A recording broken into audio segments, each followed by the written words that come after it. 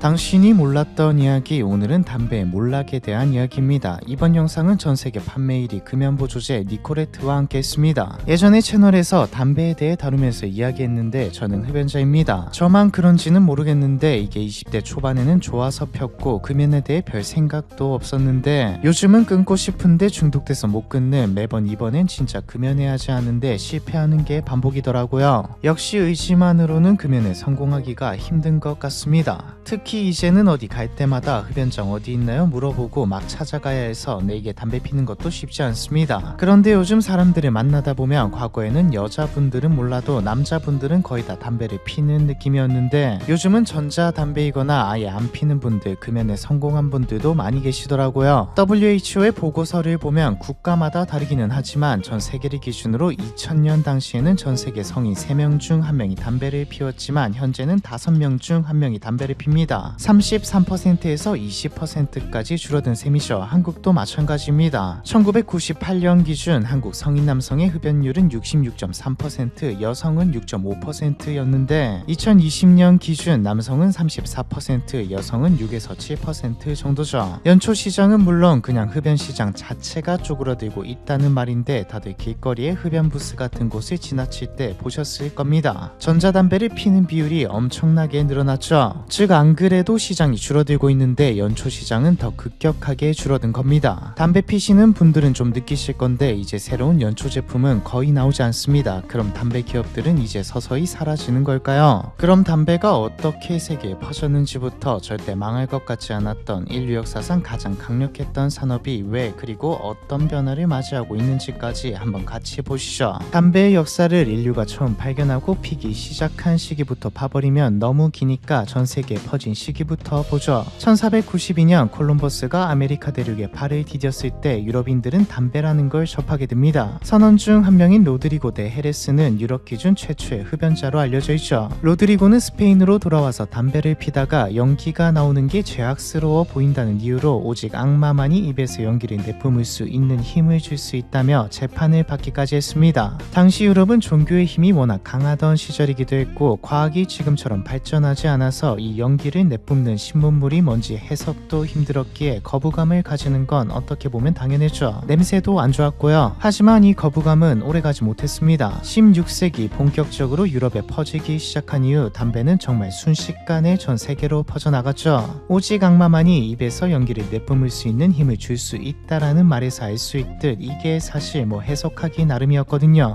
1560년대 프랑스의 외교관이었던 장 니코가 담배를 몸에 좋다고 의약품 느낌으로 왕실에 소개하기도 했습니다. 참고로 장 니코의 이름에 따서 니코틴이라는 이름이 생겨난 거고요. 담배의 전염성은, 전파력은 다른 상품과는 타의 추종을 불허할 정도였습니다. 무역이 힘들었던 이 시대에 조선에까지 담배가 퍼졌죠. 조선의 경우에는 임진왜란 당시 일본을 통해서 들어왔고요. 17세기 하멜 표류기로 유명한 동인도 회사 선원 하멜은 조선에서는 4-5살부터 담배를 핀다라는 말을 기록하기도 했죠. 니코틴의 중독성과 더불어 건강에 좋지 않다는 인식도 없었기에 오히려 약재로 통하기까지 했기에 이렇게 빠르게 퍼질 수 있었죠. 얼마 안가 담배는 일상을 넘어 국가 경제에 영향을 끼칠 정도로 중요한 상품이 되었습니다. 버지니아 식민지는 담배 재배로 엄청난 부를 축적했는데 이게 미국 독립의 경제적 기반이 되었고 1776년 미국 독립선언서에 서명한 사람들 중 상당수가 담배 농장주였죠. 전쟁 당시에는 군인들의 키트에 담배가 들어갔고요. 산업혁명 이후 상품 생산이 공장을 통하게 되면서 담배 산업도 혁신적인 생산량 증가를 경험했습니다. 이전부터 있긴 했지만 개념은 정착되지 않았던 마케팅도 기업들을 중심으로 활발해지면서 담배는 20세기 최전성기를 달리게 되죠. 1902년 영국의 임페리얼 토바코와 미국의 아메리칸 토바코가 합치면서 브리티시 아메리칸 토바코를 설립하면서 세계 최초의 다국적 담배 기업이 탄생했고 이외에도 각국에서 수많은 담배 기업들이 떼돈을 벌며 승승장구했습니다. 1차 세계대전은 담배 기업들에게 축복이었죠. 미군 장군 퍼싱은 담배만큼 중요한 것은 총알뿐이라고 말했을 정도로 담배를 안 피던 사람도 전쟁을 경험하면서 중독자가 되었거든요. 1920년대는 담배 마케팅의 혁명기였습니다. 이때 분위기는 에드워드 버네이스라는 인물을 보면 알 수 있죠. 담배 영상에서도 나온 인물인데 이름은 못 들어봤어도 현재도 버네이스 영향력 아래에서 살아가고 있다고 할 정도로 천재적인 마케팅의 선구자라고 불리는 인물이죠. 세계 최초의 PR 에이전시를 세운 사람이기도 합니다. 마케팅을 하나의 산업으로 정의한 것도 이 사람이고요. 버네이스가 남긴 대표적인 마케팅이 담배입니다. 당시 담배 시장의 분위기는 이미 사람들은 중독될 대로 중독되어 있긴 했지만 경쟁사도 많고 흡연이 건강에 나쁠 가능성이 높다라는 이야기가 조금씩 나오기 시작한 시기이기도 했습니다. 해악이 제대로 알려진 건 뒤에 나오지만 담배 회사들은 어찌 되었든 돌파구가 필요했죠. 담배라는 게 거의 거기서 거기였기에 상품으로는 승부를 보기 힘들었기에 마케팅에 불이 붙었던 것입니다. 할리우드 영화를 비롯해 패션 잡지까지 담배를 피는 모습은 하나의 멋으로 포장되었고 남성성의 상징이자 안 피면 남자도 아니다라는 분위기까지 형성되었습니다. 이때 버네이스가 펼친 마케팅이 자유의 횃불이죠. 1920년대 미국 사회에서는 페미니즘의 바람이 불고 있었습니다. 당시는 여자가 길거리에서 담배를 피면 안 좋은 시선을 받았는데 버네이스는 이 두 가지를 캐치해서 젊은 여성들을 섭외해서 담배를 피면서 거리를 행진하게 만들었습니다. 담배는 남자의 전유물이 아니며 여성들이 행진하며 담배에 붙이는 불은 담배불이 아니라 인권운동이 있어 자유의 횃대에 불을 붙이는 것이라고 말했죠. 즉 버네이스는 흡연자들을 대상으로 기존 수요층을 뺏어오려고 마케팅 경쟁을 펼친 게 아니라 잠재적 고객들, 아직 흡연율이 높지 않은 여성들을 대상으로 마케팅을 펼친 것이었습니다. 결과는 대성공이었죠. 당시 버네이스가 홍보하던 럭키 스트라이크의 담배값이 녹색이었는데 이걸 세련되게 보이게 만들려고 패션업계에 녹색 컬러를 유행시키기도 했습니다. 이 모든 게 합쳐지면서 흡연율은 기하급수적으로 치솟았죠. 미국의 경우 인구의 42.6%가 흡연을 했을 정도였습니다. 자유의 횃불 영향으로 여성의 흡연율도 치솟았죠. 그런데 굳건한 담배업계를 강타하는 사건이 터집니다. 1940년대부터 슬슬 담배가 몸에 안 좋다, 암을 유발할 수도 있다는 말들이 나오기 시작했거든요.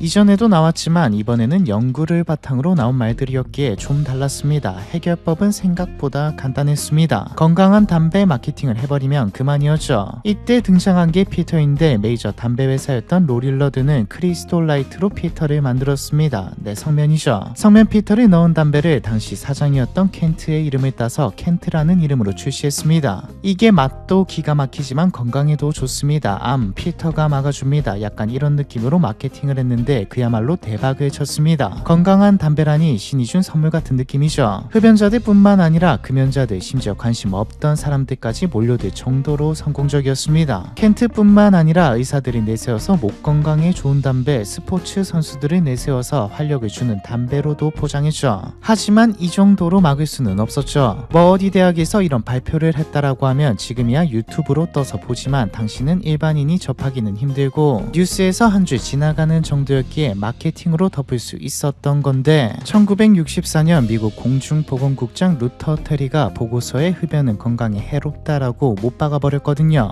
흡연이 폐암과 후두암의 원인이며 심장질환의 주요 위험 요인이라고 어디 대학 연구소가 아니라 국가에서 공식적으로 못 박아버리자 담배에 대한 인식은 완전히 뒤바뀌었습니다. 가정에서는 서로 건강을 걱정하며 담배를 피지 말라고, 주로 이제 아내가 남편에게 담배 피지 말라고 이 양반아 느낌으로 닥달하기 시작했고 중독된 사람들도 끊어야겠는데 라는 생각을 들게 만들었죠. 담배 회사들의 주가는 폭락했고 판매량도 20% 감소했습니다. 1970년대에 들어서는 아예 WHO가 흡연은 건강에 해롭다는 결의안을 채택했고 선진국들은 담배에 대한 규제를 만들기 시작했죠. 미국은 TV와 라디오에 담배 광고를 금지했고 영국을 비롯한 많은 국가에서 담배값에 경고 문구를 넣는 걸 의무화했죠. 42%였던 미국의 흡연율은 1980년대 30%까지 떨어졌고 다른 선진국들도 크게 다르지 않았습니다. 담배 회사들은 라이트 담배를 출시해서 몸에 나쁜 건 맞는데 이건 좀 덜 나쁩니다라고 마케팅을 했지만 이번에는 먹히지 않았습니다. 이때 담배 회사들이 찾은 돌파구는 해외로 뜨자였죠. 이미 건강에 대한 인식이 높은 잘 사는 나라들 말고 이제 성장하는 나라들 가서 팔자였습니다. 주로 아시아와 아프리카였습니다. 대상 중 하나가 한국이기도 하고요. 사실 이미 이 시기부터 담배 회사들은 위협을 느끼고 있었습니다. 어쩌면 담배가 사양산업이 될지도 모른다는 위협이었죠. 그리고 담배 회사들의 생각은 현실화되기 시작했습니다. 담배는 생각보다 훨씬 더 몸에 안 좋다는 발표가 계속해서 나왔고 담배에 대한 인식은 가면 갈수록 더 나빠져 갔습니다. 앞서 나온 담배값에 경고 문구를 넣는 규제는 전 세계로 퍼졌고 문구를 넘어 사진이 들어가기 시작했죠. 조금 산다고 하는 나라들, 못 사는 나라들도 담배는 건강에 해롭다는 공익 광고와 캠페인이 시행되었습니다. 그리고 치명타를 안겨준 게 공공장소의 금연화였죠. 1980년대 이후 병원과 학교 등 일부 장소에서 금연 조치가 시행되다 게다가 2000년대 아일랜드를 시작으로 지금은 한국도 모든 시내 장소가 금연이 되었죠. 공공장소에서 담배를 피면 안 된다는 법은 적어도 담배 연기를 남에게 뿜는 행위를 비정상으로 보이도록 만들었고, 담배에 대해 안 좋은 기억을 광고와 캠페인을 보면서 자란 사람들은 담배를 안 피는 사람이 좋다라는 생각을 가지도록 만들었습니다. 여기다 경제적 규제, 가격까지 올랐죠. 한국에서도 하고 있는데 이미 중독된 사람들을 국가에서 금연할 수 있도록 도와주기까지 하고요. 2005년 발효된 WHO 담배 규제 기본 협약은 사실상 담배와의 전쟁 선포였죠. WHO는 명확하게 말했습니다. 건강을 위한 최선의 선택은 완전하게 금연하는 것이다. 각 국가와 세계적인 노력으로 서론에서 나왔듯 담배 흡연율은 눈에 띄게 감소했습니다. 지금도 연초 담배를 피우는 사람의 비율이 꾸준히 줄고 있고, 담배 회사들의 실적은 과거 무법지대 시절과 달리 상승세가 뚜렷하지 못하게 되었죠. 사실상 2000년대 이후 연초의 하락세는 이미 진행 중이었고, 몰락도 먼 미래에 이루어지더라도 예견된 일이었습니다. 여기다 2003년 중국의 약사 혼릭이 세계 최초의 상업용 전자담배를 발명하면서 연초는 더 급격하게 자리를 위협받게 됩니다. 담배가 있는데 왜 전자담배를 피지라는 생각과 막상 펴보면 그 담배 필 때만큼의 타격감이라고 해야 하나 흡연자분들은 아실 겁니다. 좀 아쉽죠? 그래서 다들 이게 성공할 수 있을까 반신반의했는데 2006년 유럽과 미국에 상륙한 이후 매년 새로운 기술이 등장하면서 전자담배는 그야말로 대히트를 쳤습니다. 기계는 예뻤고 향도 연초와 다르게 물론 흡연자 기준이지만 역할 정도는 아니었기에 젊은 층을 중심으로 빠르게 퍼져나갔죠. 전자담배는 연초에게도 위협이었지만 겨우겨우 흡연율을 낮춰가던 국가들 입장에서도 위협이었습니다. 청소년들이 접근하기 너무 좋았거든요. 2011년 기준 미국 고등학생 중 전자담배를 접해본 경험이 있다고 답한 비율은 1% 정도였지만 2019년 고등학생의 27.5%가 전자담배를 접해본 경험이 있다고 답했죠. 처음에는 일반 흡연자들과 같이 담배 회사들도 전자담배를 무시했습니다. 한때 유행으로 끝날 것으로 작은 스타트업들이 만드는 장난감 정도로 봤죠. 이걸 국가에서 계속 놔둘 거라고도 생각 안 했고요. 하지만 시장이 급성장하자 시선이 변했습니다. 가장 큰 건 기존 흡연자들 중 도저히 금연을 못했던 사람들이 그래도 좀 건강에 덜 해로운 전자담배를 피자라면서 넘어간 것이었죠. 2012년 로릴라드가 전자담배 회사를 인수한 것을 시작으로 필립 모리스는 2014년 가열담배인 아이코스를 출시했습니다. 한국에서도 아이코스가 출시된 뒤 KT&G이 브리티시 아메리칸 타바코의 글로가 연이어 출시되면서 히트를 쳤죠. 이 시기에 나온 게 처음에 나왔던 필립 모리스의 담배 없는 미래 인터뷰입니다. 대기업들이 전자담배, 가열담배 시장에 뛰어들면서 엄청난 발전을 이루었고 담배를 아예 대체할 수 있을 듯한 수준까지 왔습니다. 여전히 타격감도 그렇고 좀 모자란 느낌이지만 이게 어떻게든 계속 이것만 피다 보면 다시 연초를 피면 너무 세고 역하게 느껴지죠. 이 정도까지 오자 젊은 층이 중심이었던 전자담배는 세대를 막론하고 퍼져서 금연을 하기 위한 수단으로 건강을 위해서 그나마 덜 해로울 것 같으니까 또 냄새를 이유로 전자담배로 바꾸기 시작했습니다. 2024년 기준 가열담배 판매량만 봐도 연간 6.6억 값으로 전체 담배 시장의 18%를 차지하고 있죠. 2024년 필립 모리스 매출의 38% 이상이 연초가 아닌 제품에서 나오고 있고, 브리티시 아메리칸 토바코는 어베럴 투마로우라는 비전을 발표하며 2030년까지 매출의 50%를 연초가 아닌 신규 담배 제품에서 얻겠다고 말했고, 재팬 타바코 인터내셔널도 2024년부터 2026년까지 가열담배에 4,500억엔을 투자하겠다고 발표했죠. 즉 가열담배를 포함한 전자담배가 등장하고 발전하면서 연초의 몰락이 가속화된 셈입니다. 담배 기업들 입장에서는 서서히 추락하던 시장을, 특히 젊은 층의 거부감이 크고 점점 줄어들던 담배 시장을 살릴 새로운 기회라고 봤죠. 흡연자들이 전자담배를 좀 부족하다고 느끼는 만큼 비흡연자의 진입 허들이 낮으니까요. 게다가 담배만 파는 게 아니라 기계도판이 수익성은 더 좋죠. 그럼 연초에서 전자담배로 바뀌는 추세이니 더 괜찮아지고 있다고 봐야 하는 걸까요? 전자담배가 연초의 대체품으로 역할을 할 수 있는 걸까요? 전혀 아니죠. 비흡연자의 진입 허들이 낮다는 점에서 알 수 있듯 오히려 겨우겨우 낮춰온 흡연율, 겨우겨우 사람들을 금연으로 유도하고 있었는데 전자담배가 핑계를 제공했다고 봐야 합니다. 담배에서 전자담배로 바꾸고 금연에 성공하시는 분들은 거의 없습니다. 그냥 전자담배를 피거나 둘 다 피거나 다시 연초로 돌아가거나가 90% 이상이죠.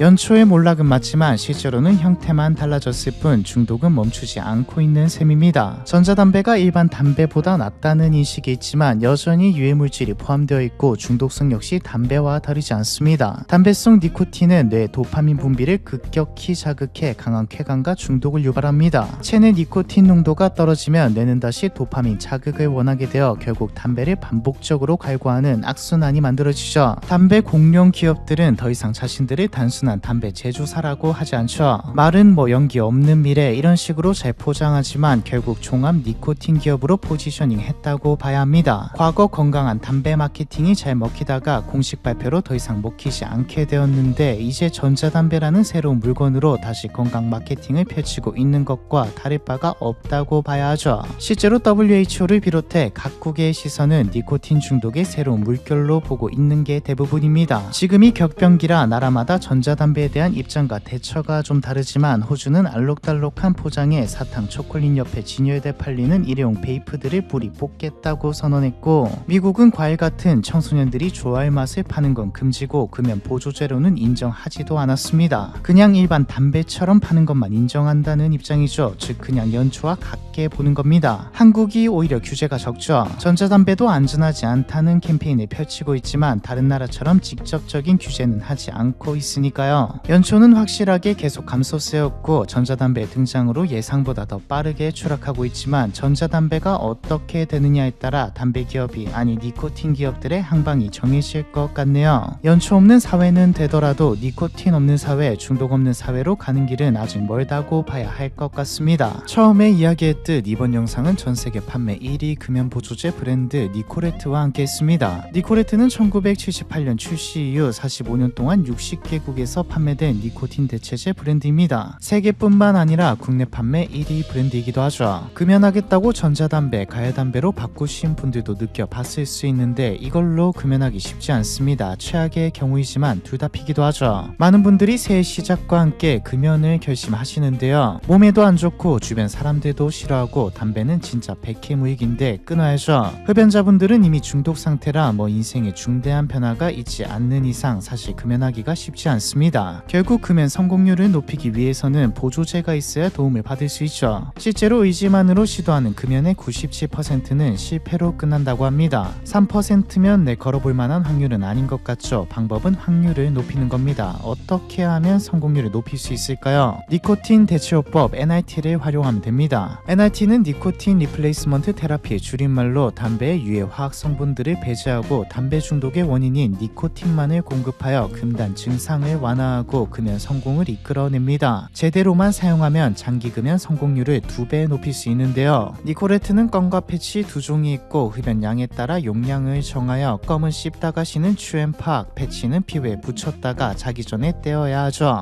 NRT는 기본적으로 권장되는 사용기간이 정해져 있습니다. 기간 동안 사용량을 점진적으로 줄여나가 몸에서 필요로 하는 니코틴 의존도를 낮추고 궁극적으로는 약을 사용하지 않게 되는 것이죠. 껌이나 패치를 써보긴 했지만 결국 금연에 실패하신 분들, 금단 증상과 흡연 갈망이 심하고 거의 습관화 되신 분들, 책임감 부족의 경우는 제외하고 과거 금연 시도 횟수가 많았거나 단독 사용으로는 불충분했던 분들은 껌과 패치를 함께 사용하는 병합요법을 고려해볼 수 있습니다. NRT 병합요법은 한국에서도 금연 가이드라인에 소개하고 있는데요. 한국뿐만 아니라 미국, 캐나다, 영국에서도 사용되고 있는 방법입니다. 니코틴 패치로 일상 시간 동안 천천히 니코틴을 공급해 금단 증상의 빈도와 강도를 줄여주고 흡연 욕구가 올라오는 상황에서는 껌을 추가적으로 사용해 급작스러운 흡연 욕구를 조절하는 방법이죠. 니코틴 패치는 완만하고 지속적인 니코틴 공급 효과를, 껌은 신속한 혈중 니코틴 상승을 돕는 겁니다. 쉽게 말해서 껌과 패치 둘 다 쓰는 거죠. NRT 병합요법은 대한금연학회 금연임상 진료 지침에도 효과가 업데이트되어 있습니다. NRT 병합요법이 단독요법보다 금연 성공률을 25%나 더 높인다고 소개되어 있죠. 병합요법의 과정을 보면 먼저 니코틴 의존도에 따라 패치의 초기 용량을 설정합니다. 헤비 스모커의 경우에는 25mg 패치에다 2mg 껌을, 좀 라이트하게 피시는 분이라면 15mg 패치에다 2mg 껌을 사용하죠. 패치를 부착한 상태에서 앞서 말했던 욕구가 올라올 때 껌을 사용해서 욕구를 가라앉히는 방식으로 12주간 NRT 병합요법을 시도합니다. 이 사이 경과를 보면서 패치 용량과 껌의 개수를 점차 줄여나가고 나중에는 금연에 성공하는 시기죠. 포인트는 3개월 동안 꾸준하게 사용하는 겁니다.